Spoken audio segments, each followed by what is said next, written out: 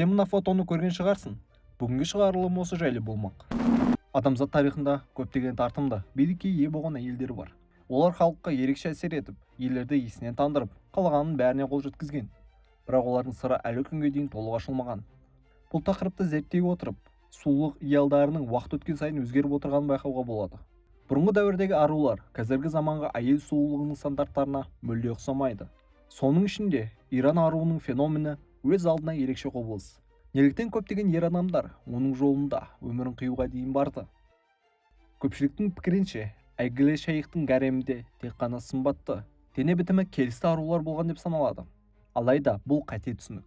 19 ғасырда Иранда нағыз сұлу әйел деп тек қана бетінде қою түк болған, әрі өте толық денелі әйелдерді саналған. Сол себепті гаремдегі қыздарға әдейі мол тамақ беріп, қозғалысын шектеген. Нәтижесінде олар салмақ қосуға мәжбүр болған. Бұл деректердің растығын Иранның 4-ші шахы Насир-ад-Дин Хаджардың әуестігі арқылы түсірілген фотосуреттер дәлелдейді.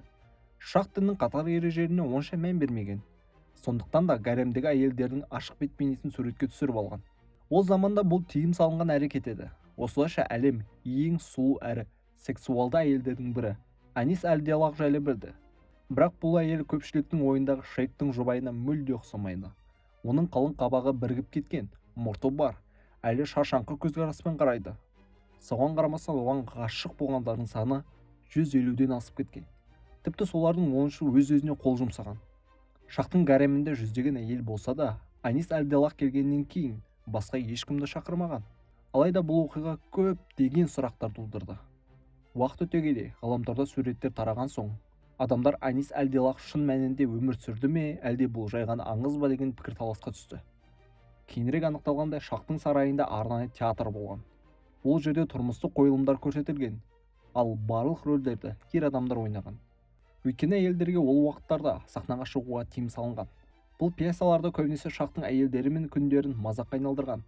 Сондықтан ер адамдар әйел киімін киіп, комедия элементтерімен рөлдерді сомдаған. Дәл осы жерде барлығы шатасқан болуы керек. Мына фотоны көрген адам бұл нағыз гарем деп ойлауы мүмкін. Бірақ бұл гарем әйелдерінің рөлін сомдаған сарайдағы ер адамдар. Анис Аль-Дилах сол қойылымдардағы кейіпкерлердің есімі болуы мүмкін. Оның бейнесі әртүрлі тұрмыстық сахналарда қолданылған. Ал Шах Насир-ад-Диннің шын жұбайы Мунира Аль-Хан болған. Ол оған соңынан тақ мұрагері болған.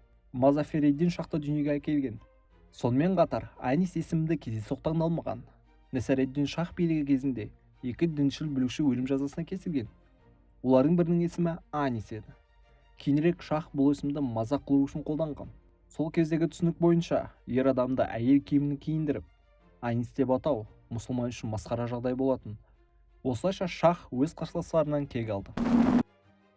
Достар, бұл таңғажайып оқиға Иран Шахының өмірі мен тұрмысы туралы көптеген жаңа деректерді ашты. Сіздер бұл оқиға жайлы не ойлайсыздар?